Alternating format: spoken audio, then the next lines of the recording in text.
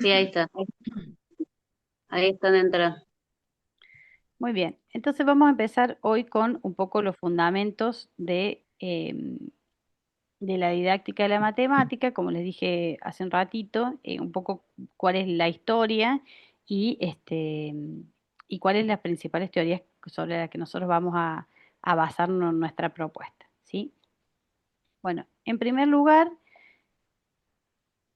a ver si podemos pasar, acá estamos. eh, un poco la historia del nacimiento de la didáctica de la matemática.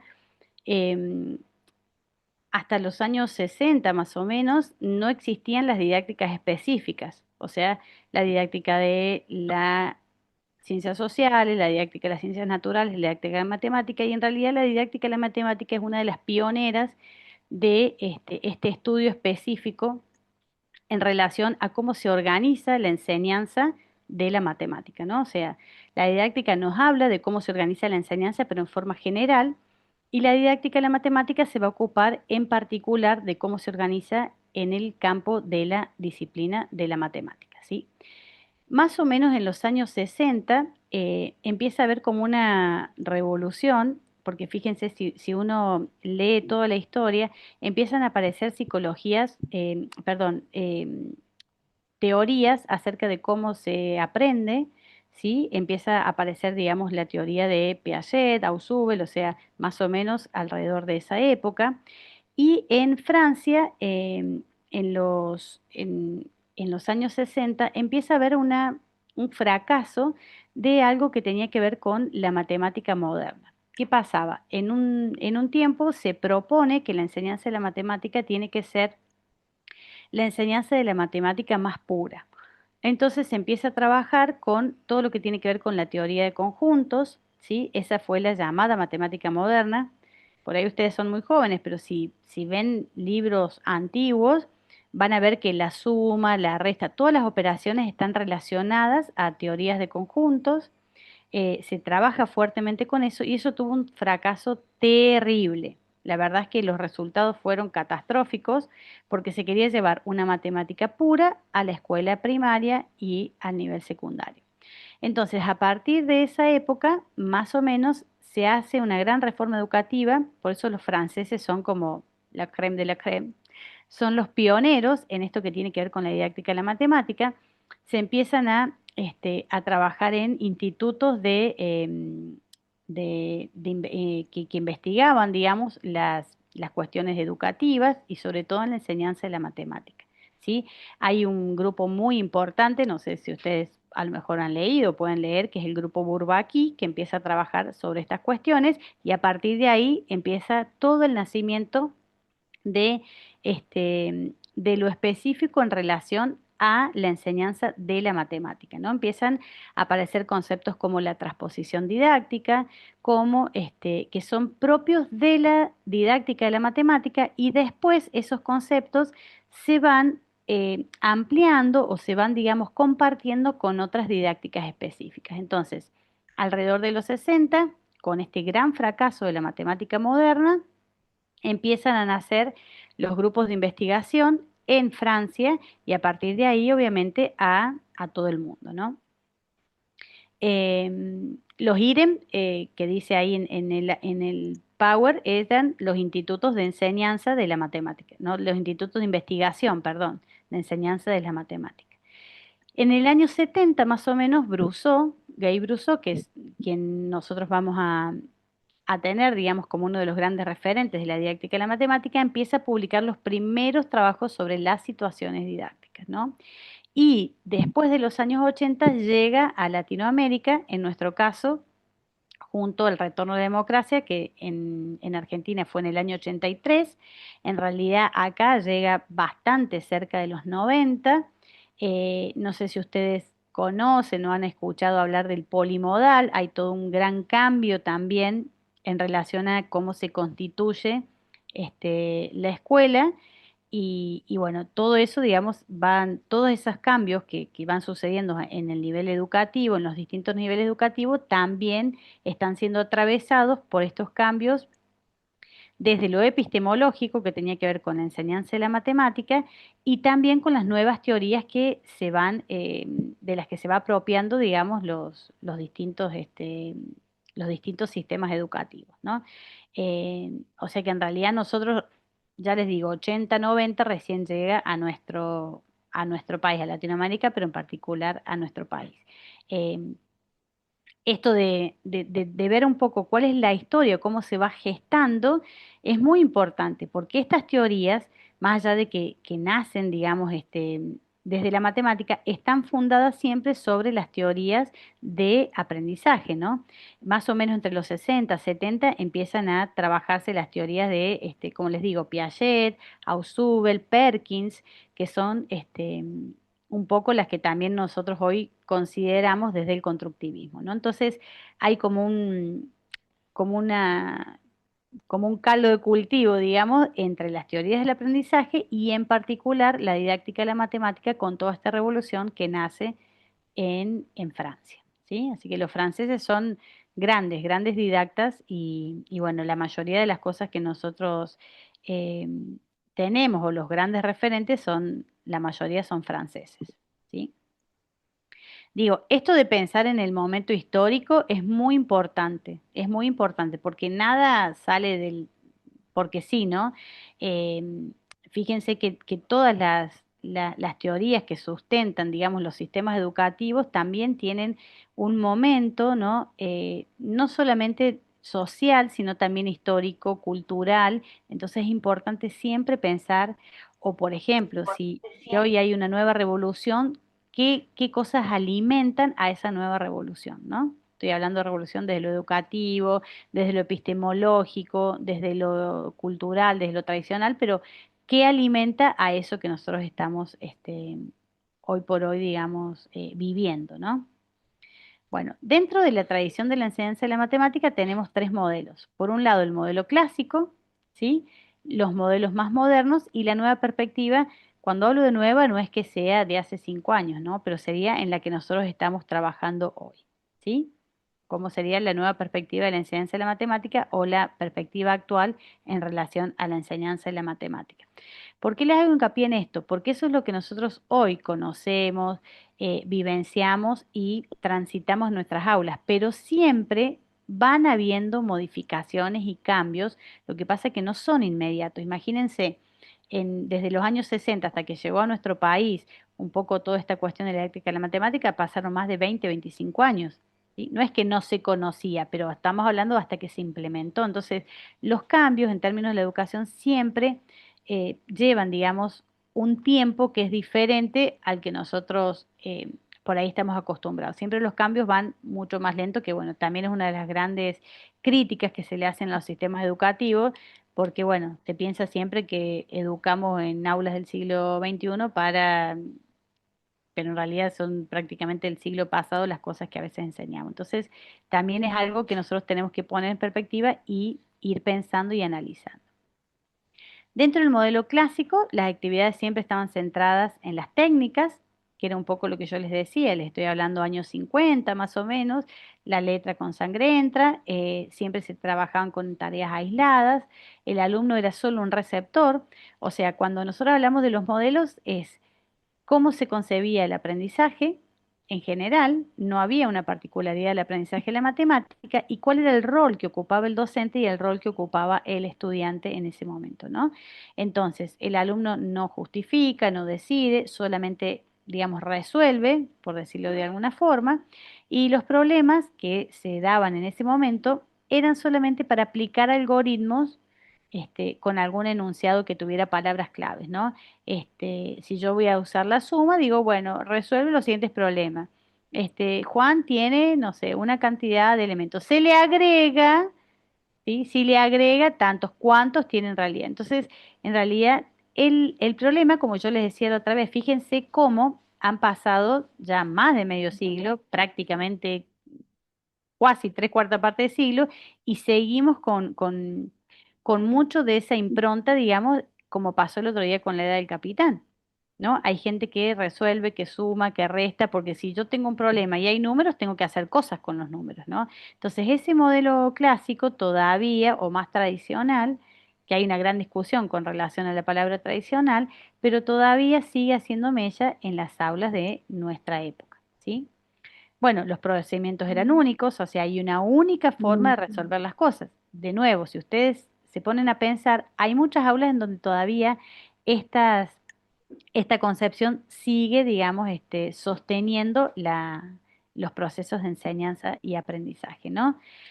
Bueno, dentro de lo que tiene que ver con geometría, ya lo vamos a analizar bien, pasamos desde el punto o la definición del punto a los cuerpos, y siempre las progresiones son de lo fácil a lo difícil, de lo concreto a lo abstracto, ¿sí? Ese es como un poco el modelo clásico.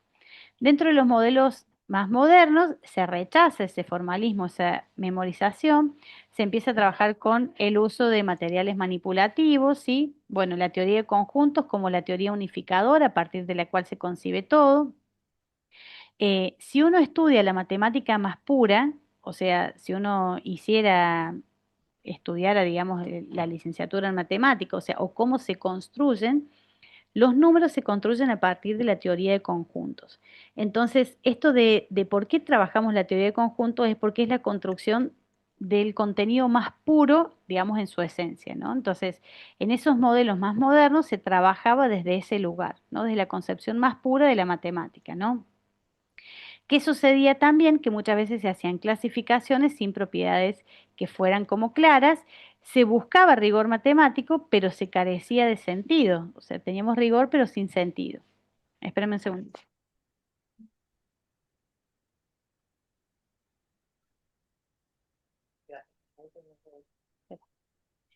Y se limitaba la construcción eh, de significado, por eso digo, o sea, había un cierto rigor, pero en realidad no teníamos un sentido detrás de ese, o cuál era la significación detrás de ese rigor que nosotros tenemos. Dentro de la nueva perspectiva, o sea, la que nosotros hoy por hoy estamos vivenciando, tenemos la resolución de problemas como contenido. O sea, la resolución de problemas es un contenido transversal a todo lo que nosotros trabajamos, ¿no? Y a partir de esa resolución de problemas, también es que se empiezan a construir, digamos, los conocimientos, ¿sí? Entonces, el resolver el problema es un motor de aprendizaje, es un motor de aprendizaje, ¿no? Bueno, obviamente que esto tiene que ver con una base de ideas constructivistas de los años 80, y acá en esta perspectiva se habla de que el alumno hace matemática desde el punto de vista del quehacer científico. Busca regularidades, conjetura, busca validar, digamos, los procedimientos, ¿sí? Entonces, ese es el hacer matemático que, fíjense, en los otros dos modelos definitivamente no estaba, porque lo único que hacía era resolvía, pero no explicaba cómo lo había obtenido, no buscaba, digamos, una regularidad o una conjetura de que eso se podía aplicar en otro tipo de situaciones y demás, ¿no? Entonces, el razonamiento, la comunicación, sobre todo la comunicación de los procesos por los cuales yo estoy aprendiendo, es algo en lo que se hace muchísimo hincapié, ¿sí? Esta idea de comprender cuál es el pensamiento matemático y conectarlo sobre todo con la vida real, que no es poner un problema que con algún dato sacado de la galera, sino que realmente los problemas sean problemas que estén situados en alguna situación cotidiana o en alguna situación real, ¿sí? Entonces, más o menos esos serían como los modelos sobre los que nos hemos movido y al cual hemos llegado hasta el día de hoy en relación a esta nueva perspectiva, ¿sí? Bueno, una cosa muy importante es que ustedes sepan que lo que nosotros vamos a trabajar es una parte muy pequeña de todas las teorías que sustentan la educación matemática, ¿sí? Nosotros vamos a trabajar en particular con todo lo que tiene que ver con la escuela francesa, ¿sí? Eh, y fíjense, dentro de la escuela francesa está la teoría de lo antropológico, de lo didáctico, que es la teoría de Chevalard. Algunas cosas de él vamos a tomar, ¿sí? La ingeniería didáctica, que si bien nosotros no la vamos a trabajar, hace alusión a un tipo de investigación-acción sobre la práctica, ¿sí? O sea, yo propongo o realizo, digamos, una propuesta de enseñanza, ¿sí?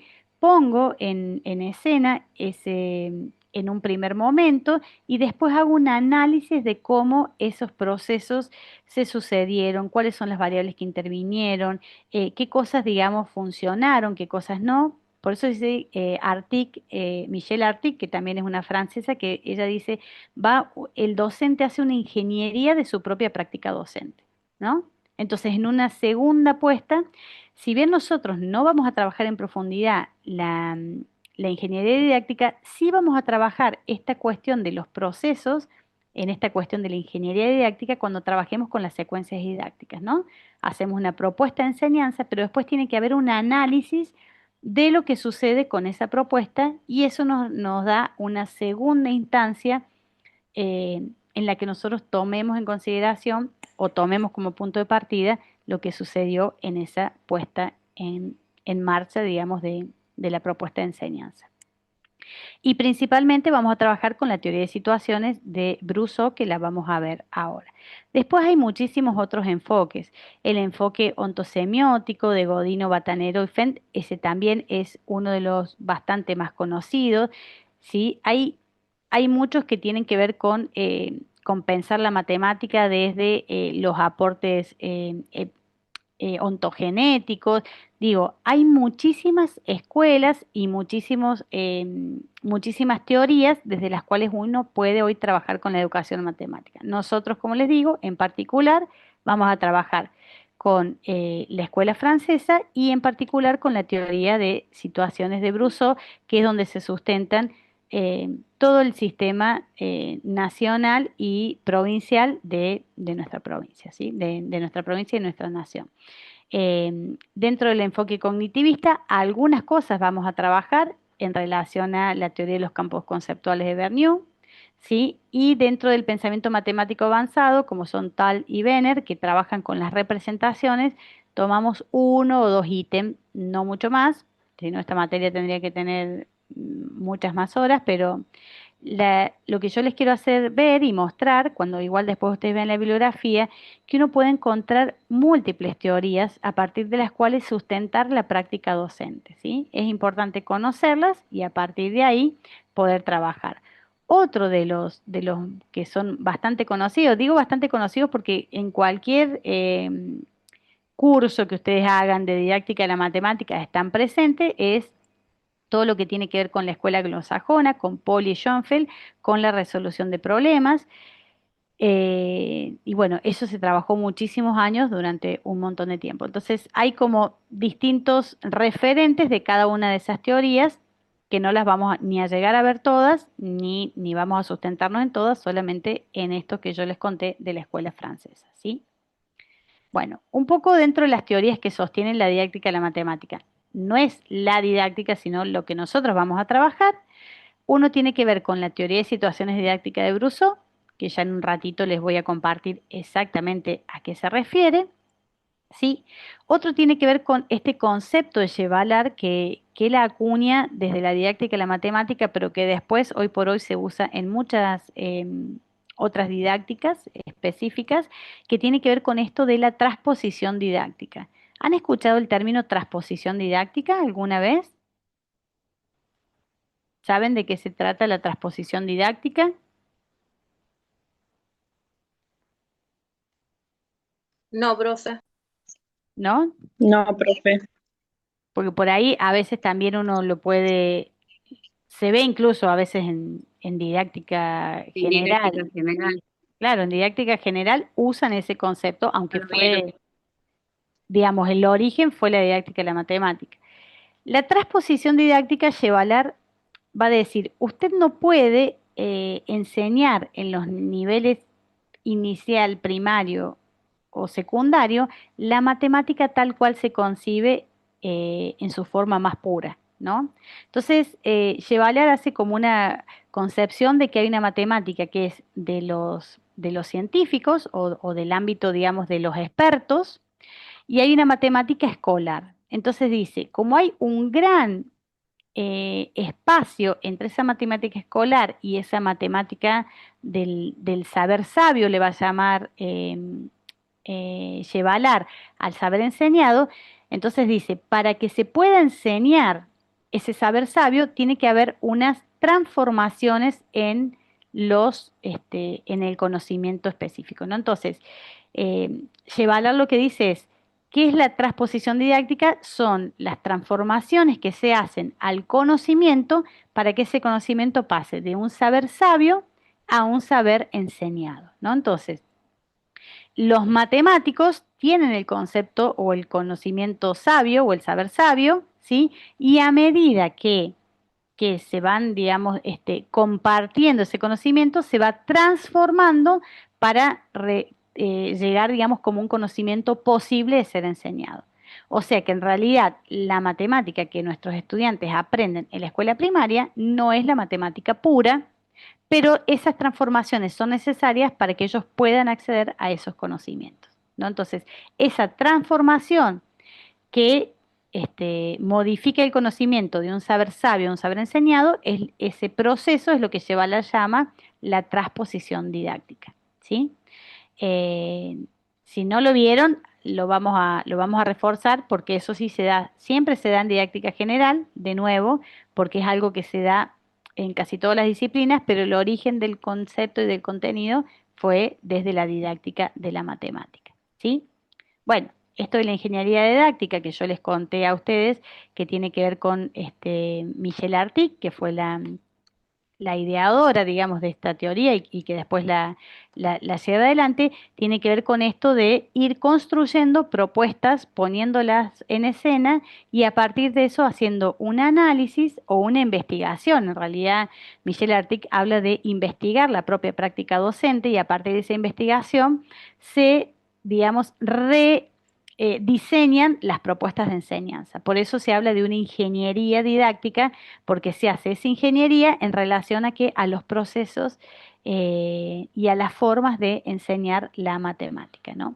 Y el último concepto o el último autor que nosotros vamos a trabajar es Bernoulli, que habla de campos conceptuales, ¿no? Y en realidad este autor a nosotros nos va a dar la idea de que en otro tiempo o en los modelos más clásicos se estudiaban las operaciones o se estudiaban los conceptos por separado como si fueran compartimentos estancos, o sea que no se relacionan con nada, ¿no? Entonces, Bernoulli que va a decir, a ver, los campos conceptuales son como un gran paraguas a partir del cual nosotros trabajamos un conjunto de conceptos que están todos interrelacionados.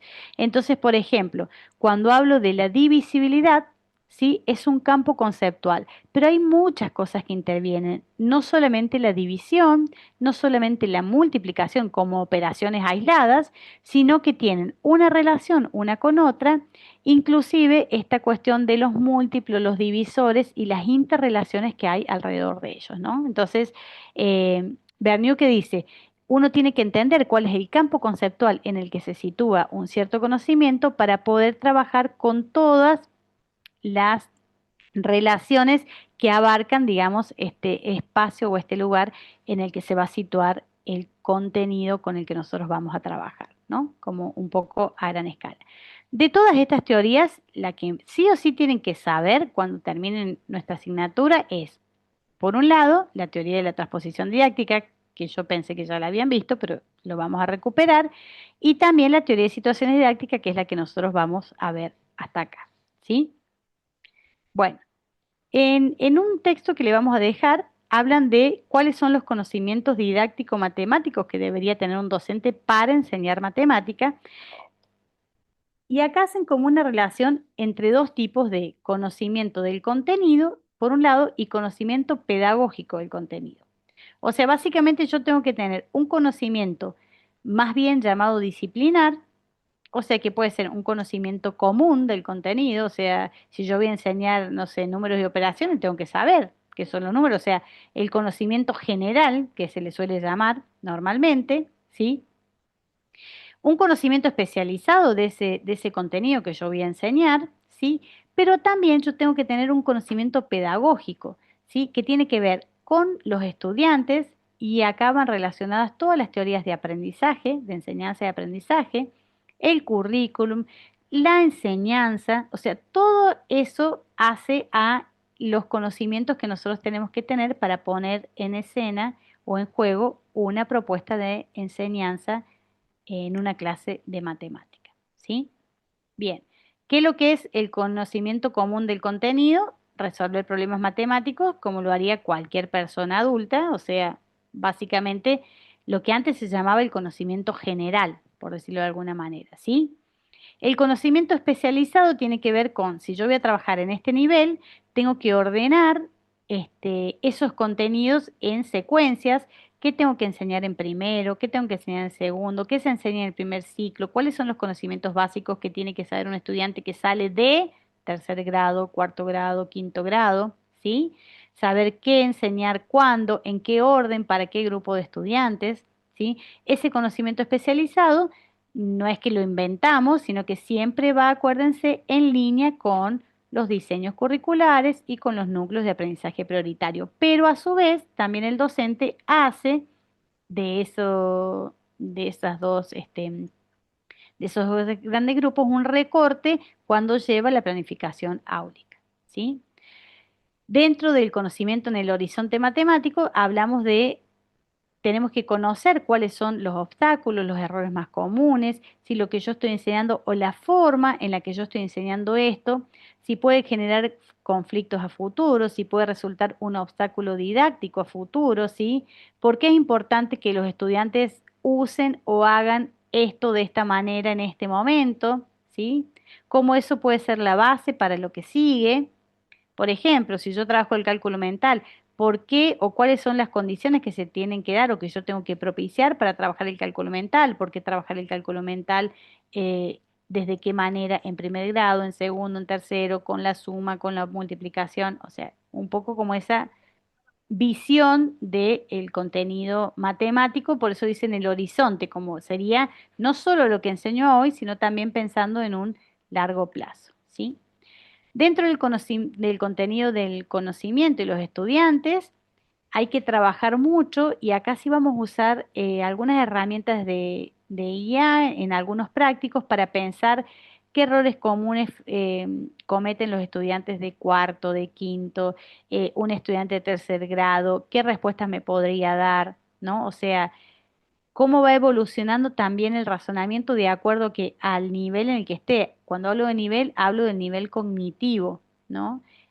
Cómo va evolucionando también relacionado a su nivel biológico, ¿no? O sea, yo en un estudiante de primer grado no puedo llevar cosas que sean para abstraerse porque no está en un momento, si retraemos, digamos, volvemos a la teoría de Piaget, Piaget nos dice que hay como distintos estadios y el estadio de los 6 años es un estadio de lo operacional concreto, ¿no? Todavía no tiene ese poder de abstracción como podría tener un estudiante de 11 o 12 años, ¿sí? Entonces eso también es importante siempre nutrirse de las teorías del aprendizaje, ¿sí? Y esto del contenido y la enseñanza, bueno, integrar ese saber matemático con estrategias de enseñanza. Acá recuerden que siempre nuestra postura desde el constructivismo es trabajar con el error como punto de partida, ¿sí? No como una deficiencia o como una carencia, sino como un punto de partida y como un conocimiento. El error siempre es un conocimiento, ¿sí? Entonces, conocer cuáles son los principales obstáculos en la enseñanza y el aprendizaje de los contenidos nos puede ayudar también a trabajar con esos errores, ¿sí? Con los errores más comunes. Bueno. ¿Qué es hacer matemática? Primero, ¿qué implica hacer matemática? Que los estudiantes elaboren estrategias propias, ¿sí? Que discutan con los compañeros, ¿sí? Que confronten las producciones que tienen con los otros compañeros, que usen las representaciones que consideren adecuadas, o sea que acá puede haber multiplicidad de representaciones, cuando hablamos de estrategias propias puede haber multiplicidad. Fíjense que eso va en contra o digamos en otra línea en relación a los modelos más clásicos. Antes era una sola o un procedimiento único y no había muchas formas de resolverlo. Había una sola y era esa la que vos tenías que trabajar, ¿sí? Que expliquen las ideas, que justifiquen los procedimientos, ¿sí? Y que acepten otros puntos de vista. O sea que yo lo puedo hacer, el otro lo puede hacer y a pesar de que sean diferentes, los dos son correctos desde el punto de vista matemático, ¿no? Entonces, Esta idea de hacer matemática es lo que nosotros queremos llevar al aula, ¿sí? O sea, que nuestros estudiantes tengan la capacidad, con la propuesta que nosotros hacemos, de hacer matemática en las aulas de la primaria. Bueno, ¿hasta acá vienen bien?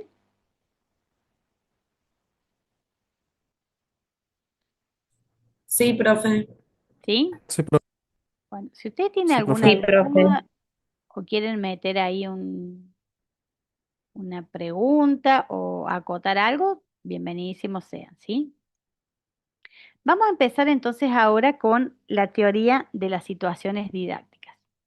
Bueno, Brusso, como yo les digo, más o menos alrededor de los años 70, empieza a formular una teoría y empieza a hablar de la situación didáctica, ¿no? Entonces, ¿qué es lo que es una situación didáctica? Un conjunto, dice Brusso, de relaciones entre los estudiantes, un medio, que el medio puede ser material, o sea, puede ser un medio físico, pero generalmente el medio puede ser un problema, ¿sí? Algo que a mí me permite obtener un saber, ¿sí? Y el sistema educativo. Obviamente el sistema educativo representado por el docente, ¿sí? Y con el fin de que los estudiantes se apropien de un saber determinado. Entonces, la situación didáctica siempre va a estar relacionado en lo que nosotros sabemos llamar en didáctica el triángulo didáctico. Eso sí lo han visto, ¿no? El triángulo entre el docente, el estudiante y el conocimiento o el saber, ¿sí? Entonces dice, bueno, acá van a haber varias cosas, ¿no? Entre el docente y el saber, acá nos vamos a nutrir de lo que Chevalar nos decía con la transposición didáctica. El docente no puede enseñar así como él aprendió. Tiene que producir algunas transformaciones o algunas modificaciones en los conocimientos para que sea un conocimiento posible de ser enseñado, ¿no? Y después, ya lo vamos a ver en profundidad, Brousseau dice, bueno, como estas relaciones hay que trabajarlas, también va a haber una relación entre el docente y el alumno, ¿sí? O el estudiante. Y esas relaciones se van a trabajar a través de algo que se llama el contrato didáctico, ¿sí?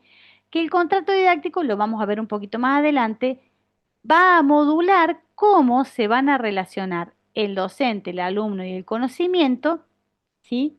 Pero no desde un punto de vista de un contrato de convivencia, porque muchas veces se confunde y es muy erróneo confundir contrato didáctico con contrato de convivencia o normas de convivencia o lo que fuera.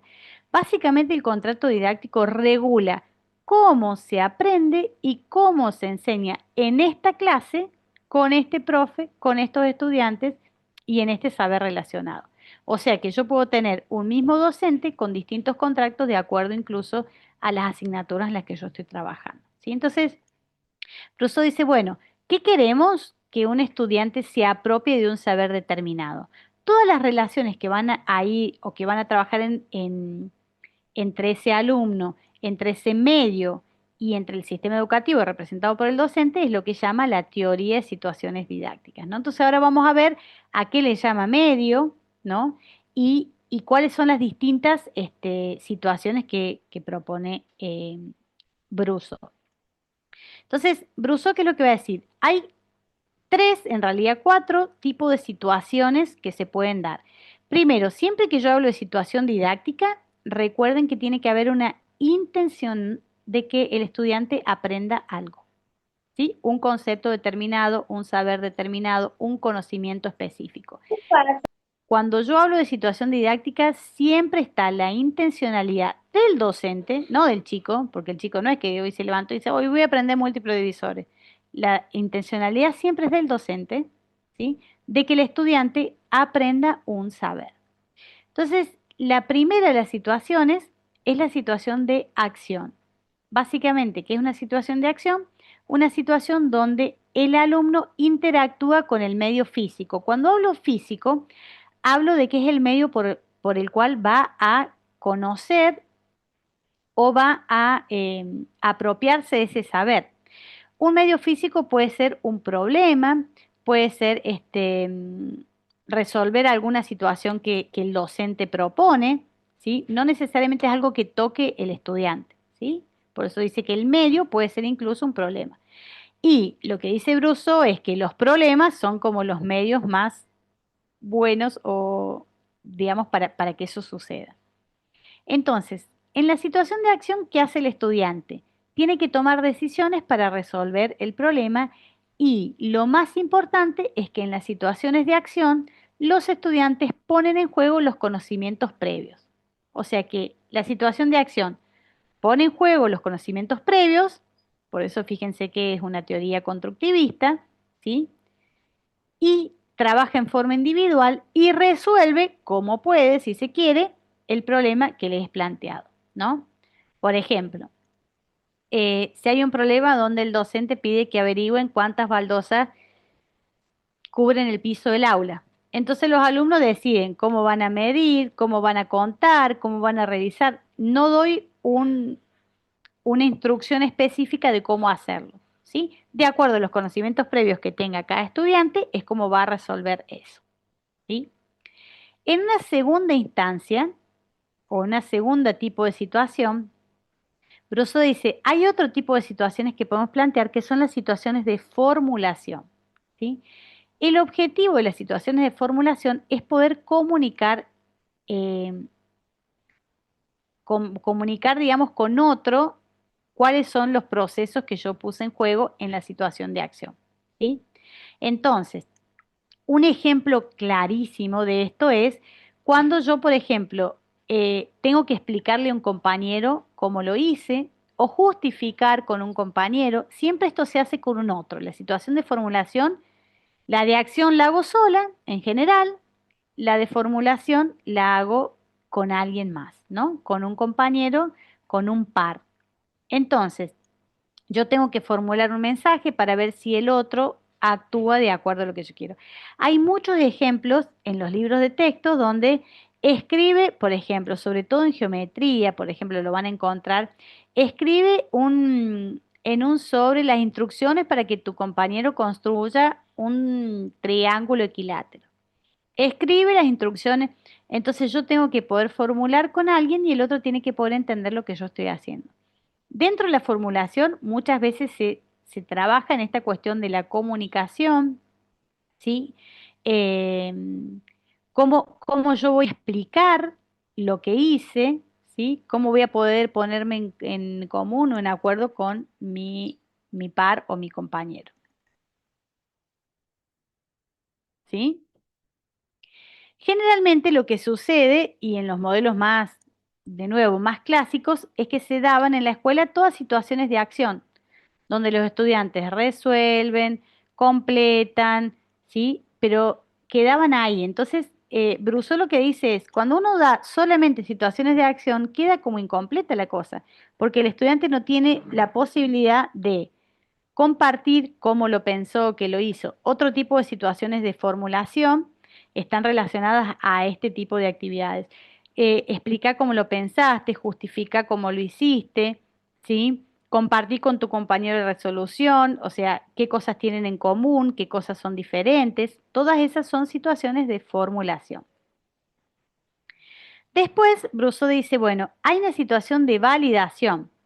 En la situación de validación, lo que yo hago es convencer a otro de la validez de lo que yo hice, ¿no? De este proceso que armé.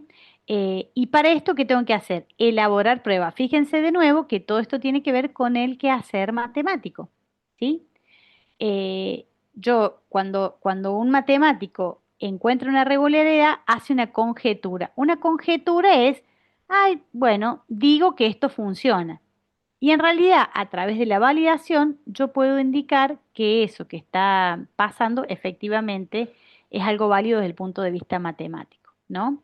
Entonces, acá empiezan a aparecer otras cuestiones, empieza a aparecer la refutación, que es decir, ah, bueno, esto funciona, pero ¿y si tuvieras tal ejemplo o si tuvieras tales números, qué pasaría con esto, ¿no? Entonces, en ese momento en el que se está trabajando es lo que se llama la situación de validación.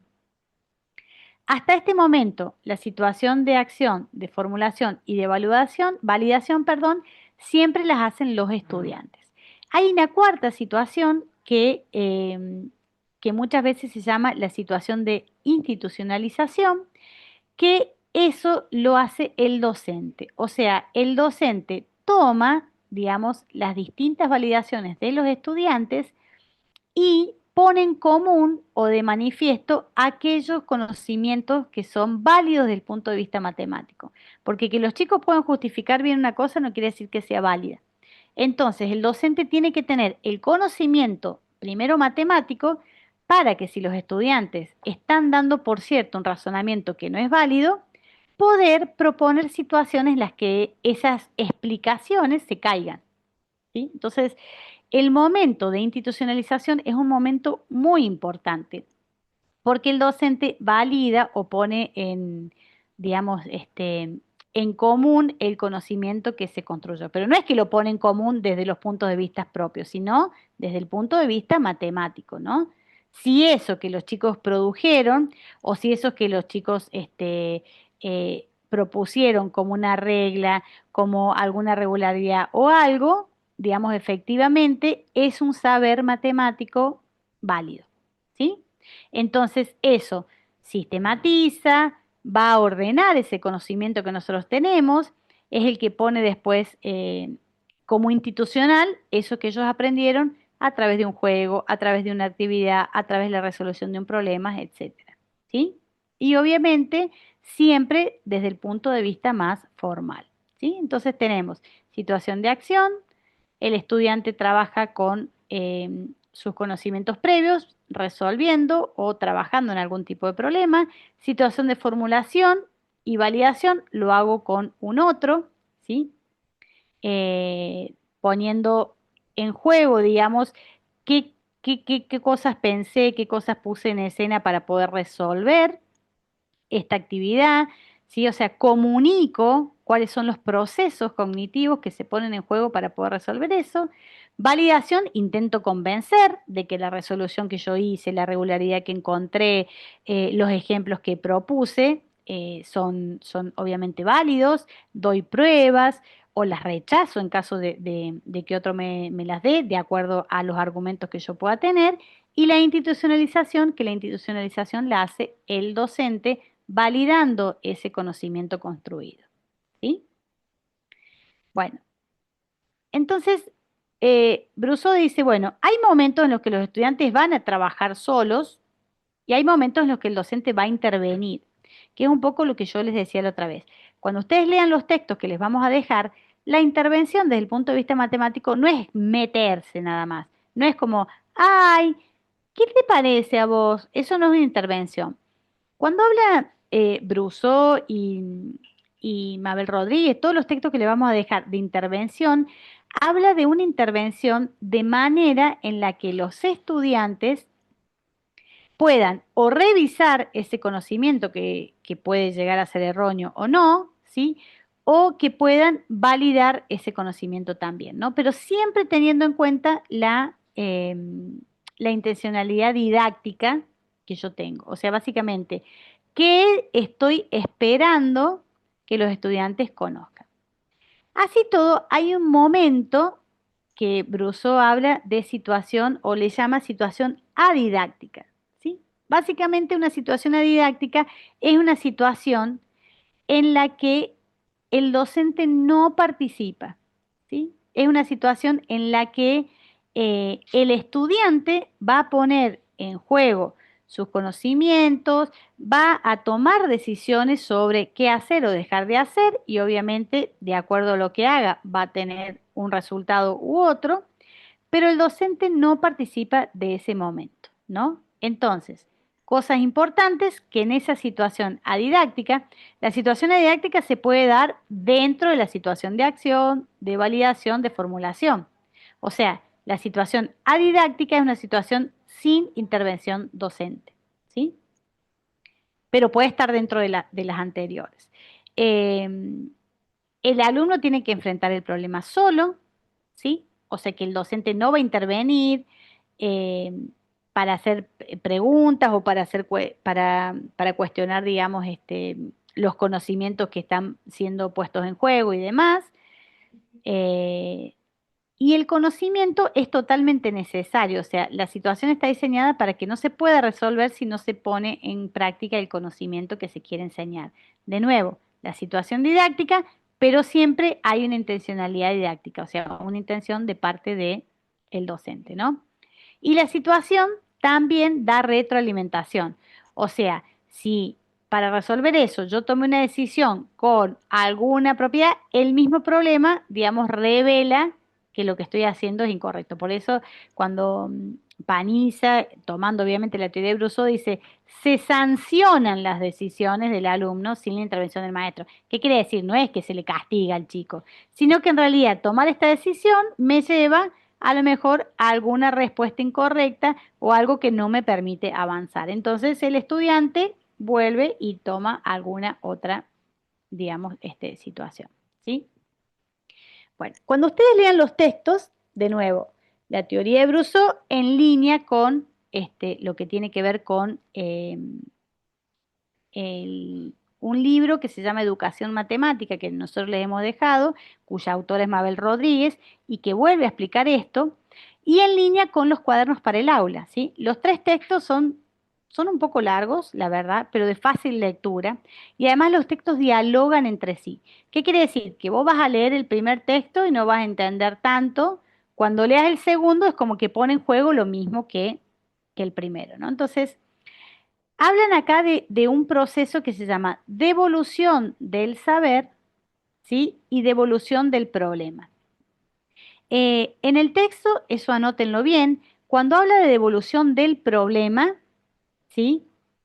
Directamente le nombra devolución, y la devolución del saber, Mabel Rodríguez la va a nombrar como la institucionalización. ¿Qué es lo que es la devolución o devolución del problema? ¿Sí?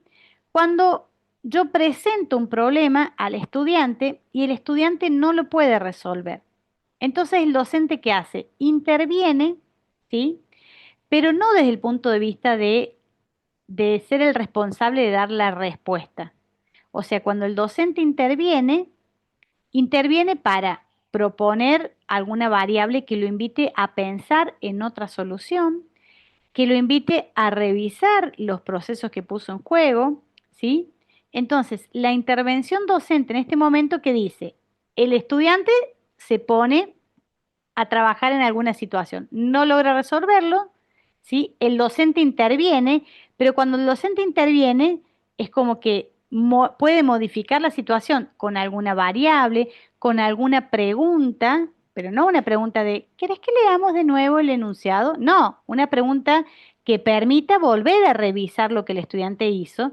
Entonces, ¿qué dice Bruso? Esto que tiene el profesor o el docente en ese momento, lo devuelve al estudiante. Entonces dice, le volvés como tirás la pelota a la cancha del otro, ¿no?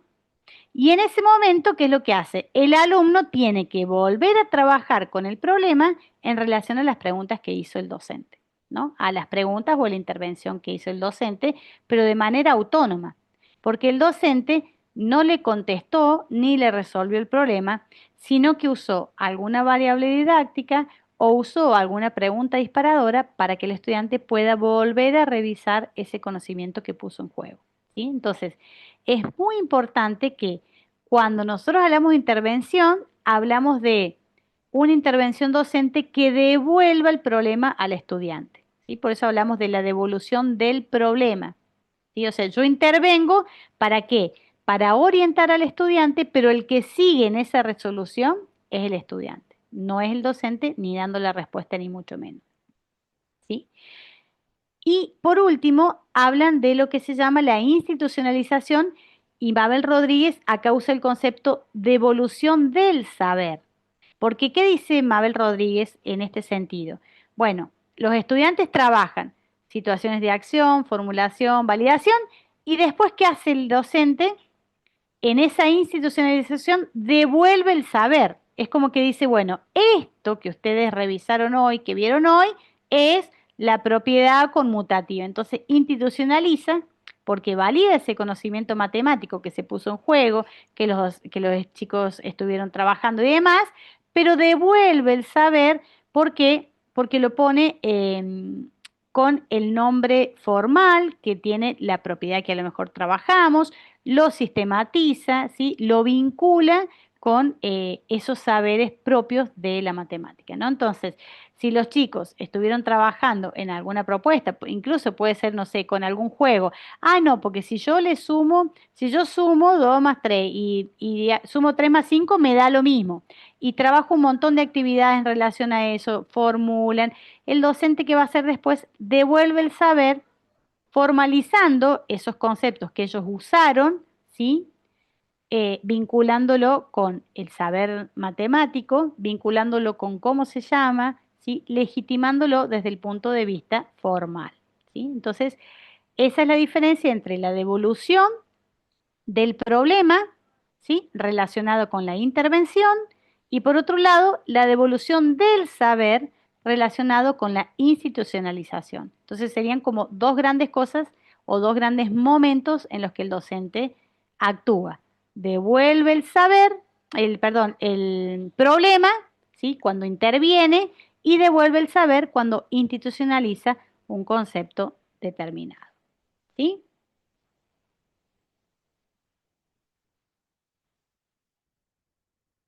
¿Cómo vienen hasta acá?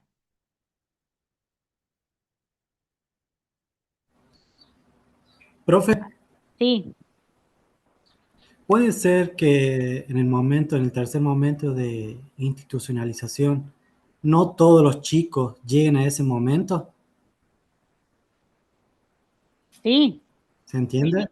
sí. De hecho, el momento de institucionalización es algo que hace el docente, no los estudiantes. Puede ser que no todos los estudiantes hayan llegado ni al mismo nivel, ¿no? Porque, digo, esto de las explicaciones siempre va a estar relacionado también con los conceptos previos que tengan los estudiantes. Entonces va a haber explicaciones muy avanzadas y explicaciones un poco más deficientes, si se quieren, ¿no? Puede ser que no todos los estudiantes lleguen, sí.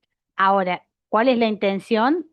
Hacer propuestas con distintos problemas en distintas situaciones para que todos los estudiantes puedan llegar al aprendizaje de ese conocimiento, ¿sí? O sea, que no me quede nada más en que, bueno, me respondió este grupito, entonces institucionalizo este contenido porque estos tres me respondieron. ¿Entiende lo que quiero decir? Pero puede suceder, claro que sí, porque no todos aprenden ni en el mismo momento ni de la misma manera. ¿Está bien? Por eso las propuestas docentes tienen que ser múltiples, ¿sí? Las propuestas de problemas tienen que ser múltiples y variadas, ¿sí? Pensando en que todos los estudiantes lleguen a eso, porque después, cuando uno, digamos, nuestros estudiantes pasan por el aula, uno tiene que acreditar que los estudiantes adquirieron esos conocimientos para poder pasar al grado siguiente, ¿no? O sea, digo, esto también es como el juego de la acreditación. Sí, no todos van a estar eh, con la misma apropiación, pero todos tienen que acreditar este conocimiento para poder tener un conocimiento siguiente. ¿Se entiende? O sea, no nos olvidemos que a pesar de que todos tenemos obviamente el deseo de que todos avancen y todo, pero también esos conocimientos hay que acreditarlos, ¿no? A través de las evaluaciones. Bueno, ya vamos a hablar un poco también de todo lo que tiene que ver con evaluación. Esta propuesta tiene que ir en línea, tiene que ir en coherencia con la evaluación, ¿sí? O sea, em, si yo hago propuestas de resuelva, hay un montón de cosas. Después ustedes cuando vean práctica 3 y práctica 4, digamos, lo van a poder trabajar en profundidad, pero la evaluación siempre tiene que ser coherente con la propuesta de enseñanza, ¿no? O sea, siempre digo algo, no podés inventar que hagan alguna cosa en la evaluación si no lo trabajaste antes. Eso para mí es una traición, digamos, de docente, ¿no? O sea, vos tenés que evaluar de acuerdo a la propuesta que vos estás haciendo, ¿sí? Pero puede que no lleguen todos al mismo momento, sí, puede que pase eso, ¿sí? Por eso es tan importante trabajar con qué, con recuperar siempre los conocimientos previos, porque a lo mejor no todos llegaron de la misma manera, pero en la próxima clase tengo que volver a recuperar ese conocimiento, ¿sí? A través de alguna actividad que me remita a esos conocimientos previos, ¿sí? Entonces, la tarea docente es una tarea bastante cuasi circular, o sea, no es lineal, ¿no? Siempre tengo que ir viendo, volviendo y volviendo un poquito y avanzando y a la vez cuando avanzo tengo que retroceder para cobrar sentido, retroceder para poder vincular con esos conocimientos previos, ¿no? No un retroceso de que desaprende, sino al contrario, sino que eso que yo vuelvo a mirar o vuelvo a ver me sirve para poder avanzar. ¿Se entiende? No me acuerdo quién había preguntado.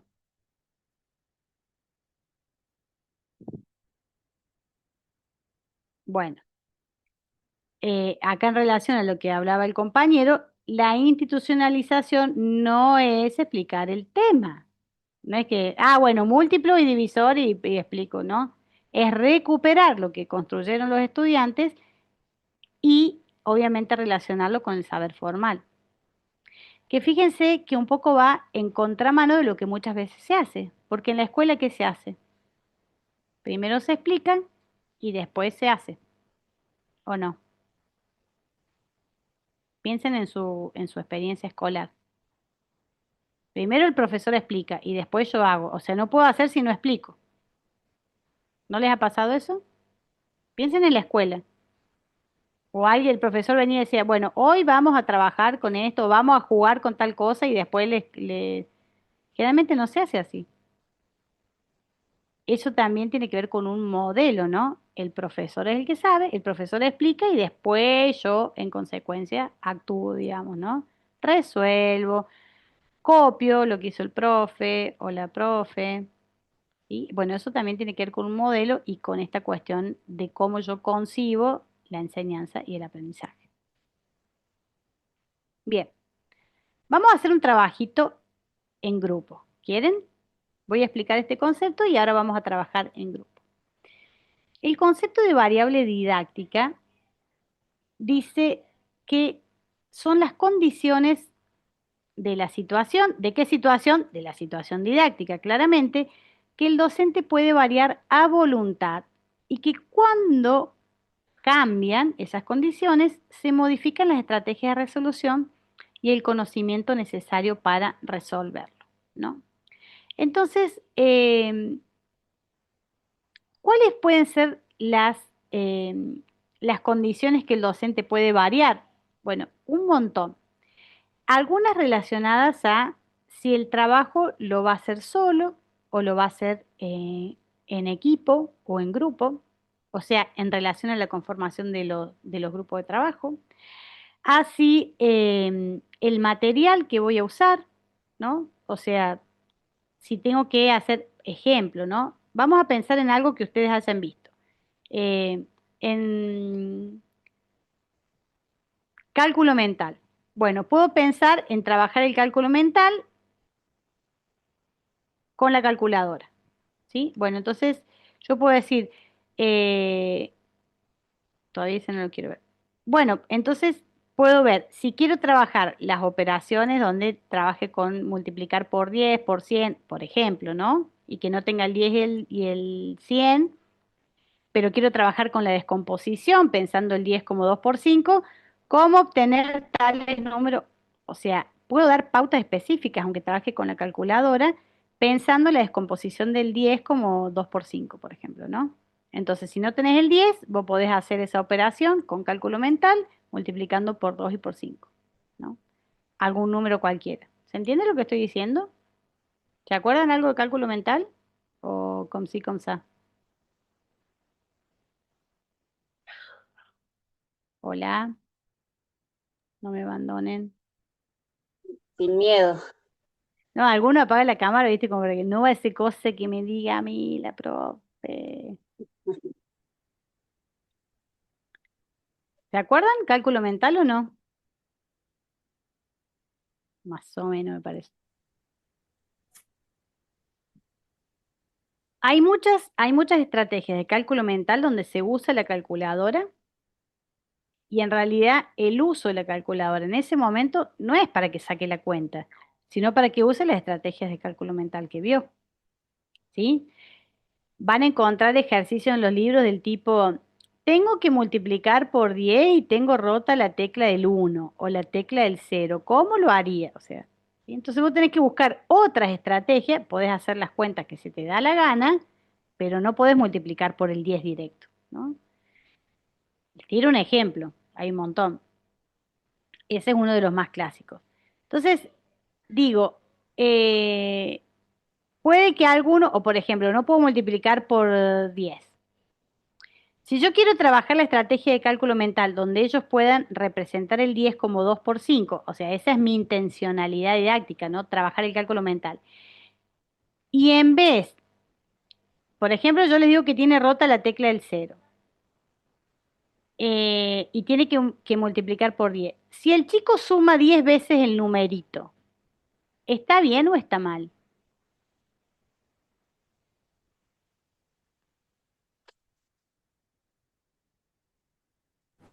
Está bien. La cuentita final está bien. Ahora, siempre ustedes tienen que pensar, ¿qué intención tenés vos como profe con ese problema? Siempre hay que pensar cuál es la intencionalidad didáctica.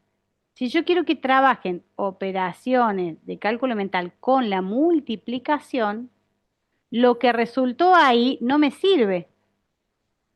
Usó una estrategia, la que se le dio la gana, sumó, y a veces uno dice, ¿se van a sumar 50 veces? Sí, suman 50 veces. Entonces, ¿qué está bien? ¿El resultado está bien? Sí, el resultado está perfecto. Le llevó 35 horas hacerlo, pero lo hizo. Ahora, ese resultado que yo obtengo, lo que a mí me importa no es la cuentita final, sino qué cosas se pusieron en juego, ¿se entiende? Por eso cuando Brousseau habla de intencionalidad didáctica es, ¿qué querés que haga? Que multiplique, pero que usen la propiedad distributiva. Entonces, si no puede usar el 10, que sepa que 2 por 5 es 10, entonces multiplica por 2, multiplica por 5 y suma. Si esa es mi intención y el chico me suma 10, 10, 10, 10, no me sirve. Entonces, ¿qué tengo que hacer? Por eso Brousseau que dice, introduzca una variable didáctica, básicamente que lo ponga en aprietos para que salte el conocimiento que yo quiero que aprenda. ¿Sí? Para que esa estrategia que usó no le sirva, ¿sí? Sino que tenga que usar exactamente lo que yo quiero que él aprenda. ¿Sí?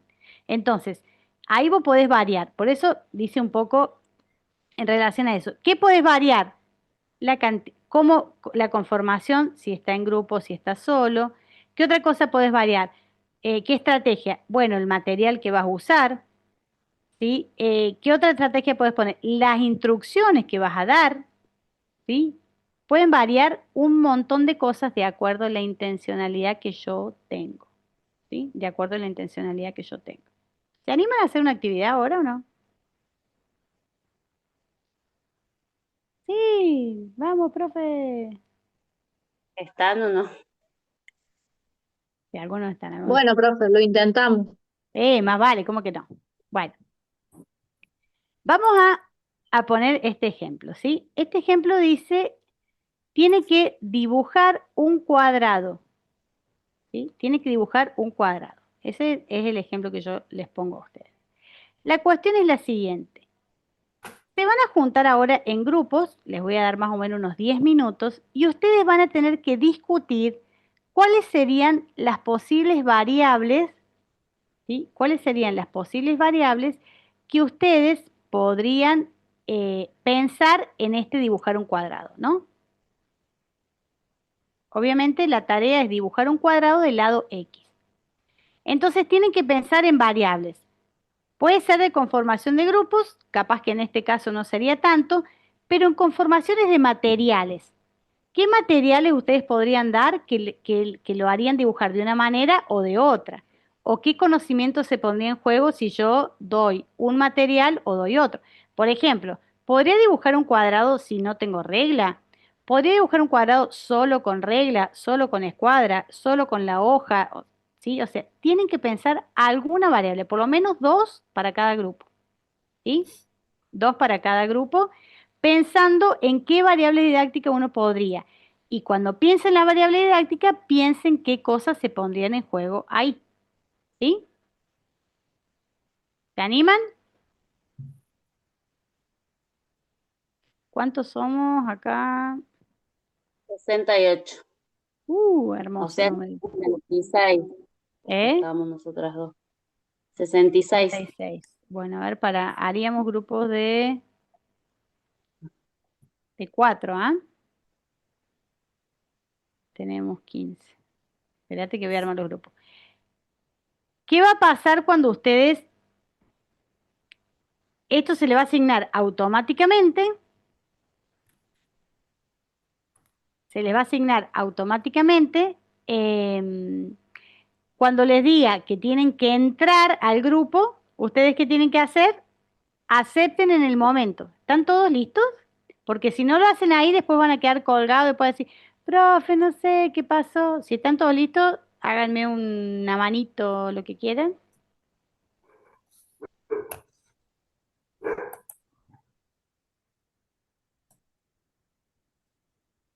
Para que voy a dejar de compartir para poder hacerlo. Ahí está. Muy bien. ¿Se entiende la consigna? ¿Sí? Lo que tienen que hacer es, la consigna es dibujar un cuadrado del lado X. ¿Saben lo que es un cuadrado, no? Ok. No me miren así con carita de... Yo pregunto todo por las dudas. Esa es otra cosa muy importante. Siempre chequear que lo que uno expresa, el otro también lo entienda. Porque a veces damos por sentado muchas cosas básicas. Y bueno, no pasa así siempre. ¿Sí? Bien, entonces, tienen que ver, pensar en posibles variables para eso y pensar en las variables de acuerdo a que piensen en los materiales que podrían usar para dibujar el cuadrado. ¿Sí? Cuando uno estaría jugando de acuerdo a las variables que ustedes introdujeron. ¿Sí? Bueno, listo entonces, por favor, presten atención ahora, vayan a los grupos pequeños. A ver, voy a poner acá, abrir todas las salas. ¿Sí? Son las y 22. Le vamos a dar hasta las y media y 32 y los vamos a llamar cuando ya estemos por terminar. ¿Sí? 10 minutos más o menos para trabajar eso.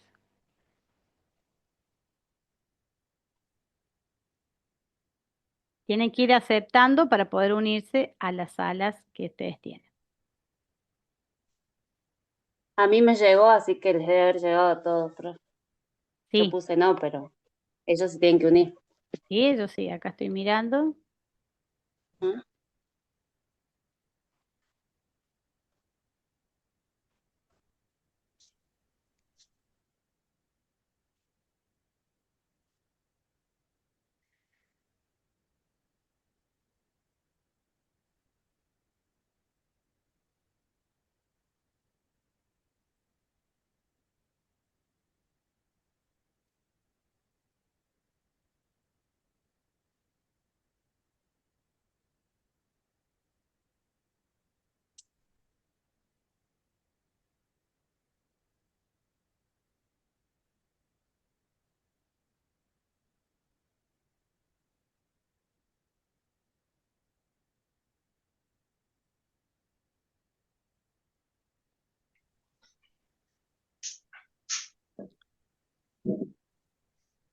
Muy bien.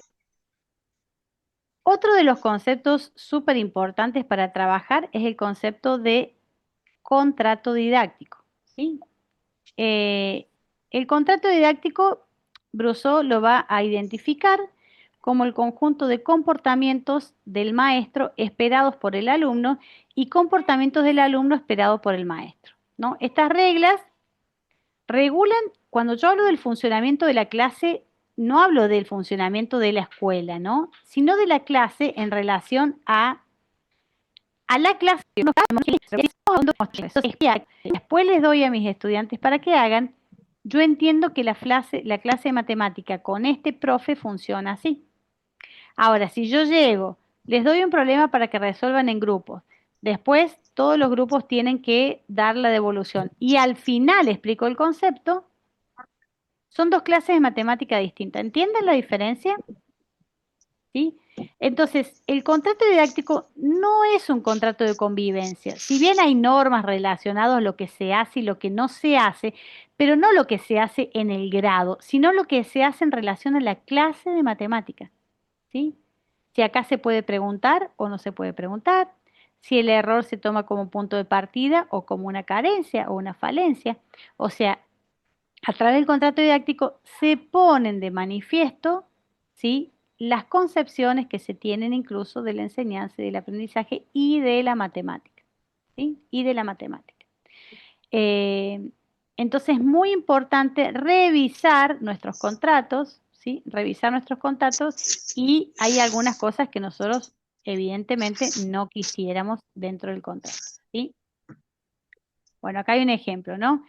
Si a vos te dan un enunciado con números, si todos los problemas tienen solución, ¿qué va a pasar? Cuando vos te dan un enunciado con números, tenés que hacer una cuenta. Como el problema del capitán, ¿se acuerdan? Si yo todo lo que propongo siempre tiene un resultado, es eso. Ahora, si yo propongo problemas donde los estudiantes tienen que decir si se puede o no se puede, si tiene solución o no tiene solución, el tipo de pensamiento en esa clase va a ser totalmente diferente. Va a ser totalmente diferente, ¿sí? Entonces, hay tipos de contrato que está bueno romperlos, renegociarlos, para que nuestros estudiantes aprendan más y mejor, ¿sí? Entonces, ¿cuál es el contrato que nosotros buscamos? Bueno, uno donde el alumno puede equivocarse. Hay chicos que no se quieren equivocar porque es lo peor que te puede pasar. Te mata el profesor cuando te equivocas, ¿sí? Que no quieren dar su opinión porque no se valida la palabra del otro, que no quieren decir cómo lo pensaron porque el único que vale es la palabra de fulanito. Esas cosas, piensen de nuevo en su biografía escolar, no están explícitas, son implícitas, pero todo el mundo sabe que son así. Todo el mundo entiende que son así, ¿sí? Eh, que hay más de una estrategia válida, o sea que yo puedo tener distintas formas de resolver, distintas formas de buscar la solución, distintas formas de o distintas estrategias, ¿sí? Que acá en esta clase no importa solo el resultado, importa qué pasó en el medio, cómo justificaste, cómo argumentaste la respuesta, ¿sí? Que el profe cuando vos le vas a preguntar, oh, siempre te sale con una pregunta, no te da la respuesta. Es el tipo de contrato que nosotros buscamos en relación a nuestra propuesta desde el constructivismo, ¿no? ¿Cuál sería el contrato que deberíamos evitar? Que el docente es el único que valida si está bien o mal. Cuando hablo de que valida, no es solo de que institucionaliza, ¿no? Sino que es el único que tiene la palabra y que nadie más puede decir si está bien o está mal. O sea, no se comparte el conocimiento, que hay una única forma de resolver. Y lamentablemente muchas de estas cosas todavía en algunos casos están en las escuelas, ¿sí? Que el alumno adivina lo que el docente quiere. ¿Se acuerdan lo que yo les decía del efecto Topaz? A ver, vamos a ver este problema. ¿Es de más o de menos? El estudiante no está aprendiendo, está averiguando o adivinando lo que el profesor quiere. Entonces el profesor sale de ahí diciendo que fue un capo, que aprendieron todos sus estudiantes, pero nada que ver, ¿sí? Es un tipo de contrato, ¿sí? Y el error como sinónimo de fracaso, que es algo que nosotros tenemos que tratar de erradicar. Siempre el error es un punto de partida, ¿sí? Bueno, dentro de la gestión de la clase, y con esto vamos a ir terminando, igual les va a quedar en los cuadernos, perdón, en el aula virtual, a la tarde ya les voy a subir los apuntes para que vayan leyéndolo, ¿sí? Y hay una guía para ir respondiendo en relación a esto. Los cuadernos para el aula nos van a decir que hay que elegir buenos problemas, o sea, problemas que sean desafiantes, que tengan la posibilidad de admitir distintos procedimientos, ¿sí? Eh, que hay que tratar de organizar la clase para que no todo, la clase no sea toda con momentos individuales o momentos colectivos, ¿sí? Que tiene que haber una variedad. Siempre la gestión de la clase tiene que ver con la variedad de la propuesta. Dentro de los problemas, tiene que haber problemas en contexto extramatemáticos, en contexto intramatemáticos, problemas que resuelvo solo, problemas que resuelvo con mis compañeros, Por eso, trabajar con las distintas situaciones de Brousseau. Situación de acción, estoy yo, me fijo qué pasa, los conocimientos previos que tengo, formulación, comparto con un compañero, ¿sí? Validación, institucionalización, tienen que estar, no están en todos los problemas y en todas las situaciones, pero uno tiene que apuntar a la variedad, ¿sí? También trabajar con esto de la promoción del debate, de que los estudiantes se expliquen los procedimientos, las estrategias que convenzan a otros, ¿sí? Pensar siempre en el error como parte del aprendizaje, incluso la evaluación como parte del aprendizaje. Hay estudiantes que eso también tiene que ver con el contrato didáctico, o sea, les fue mal en la prueba y, ay, Dios mío, son el peor ser humano de la tierra, o sea, una prueba no dice nada de vos como persona. ¿Sí? Es parte del aprendizaje. ¿Qué tenemos que revisar? Eso tiene que ver con las concepciones docentes, ¿sí? Y tiene que ver con el contrato que yo pongo en juego, ¿sí? ¿Qué tenés que revisar? ¿Qué tenés que volver a mirar? ¿Qué tenés que aprender? ¿No? Y esto de institucionalizar y evaluar, siempre al final de cada situación hay que nombrar las cosas, hay que validarlas desde el punto de vista matemático, ¿sí? y, y obviamente trabajar con la evaluación y la acreditación de los saberes, ¿sí? Bueno, ¿cómo vamos a hacer esto? Esto se los voy a dar bastante rápido porque la verdad es que después en otra clase lo vamos a trabajar a través de secuencias didácticas, ¿sí?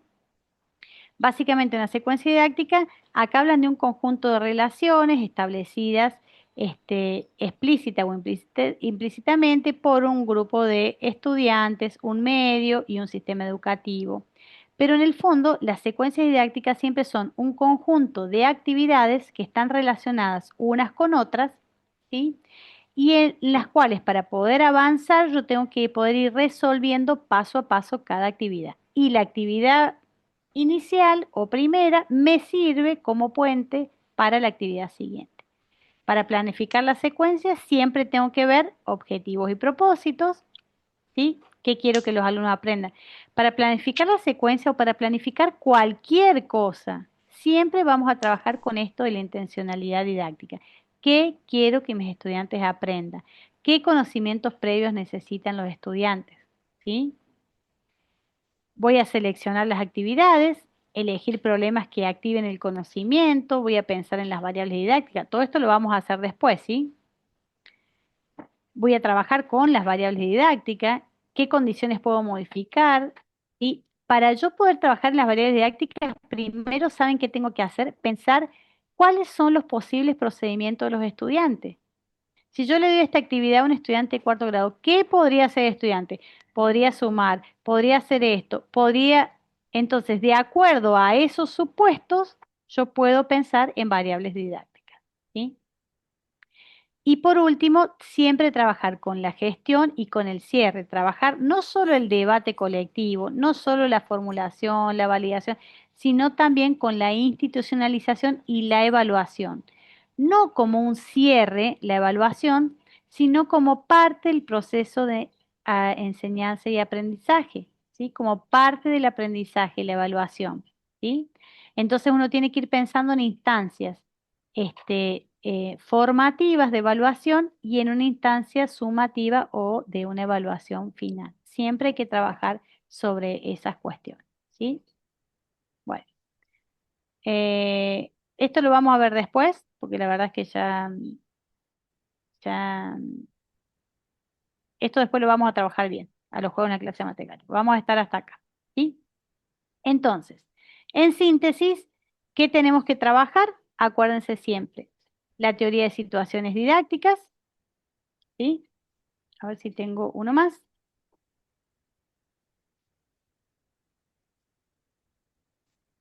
Bien, como claves o ideas, la didáctica de la matemática estudia cómo funciona.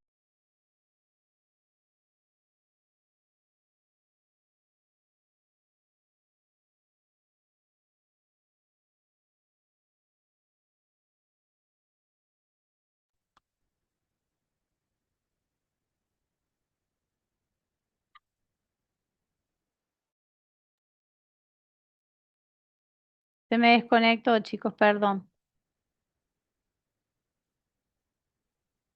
Orne, ¿podés ir pasándoles la asistencia? Que nos olvidamos de pasarlo más temprano. En el chat pasarles No, el profe, no, no me deja compartirla. todo el cuatrimestre en la teoría de situaciones didácticas de Bruso.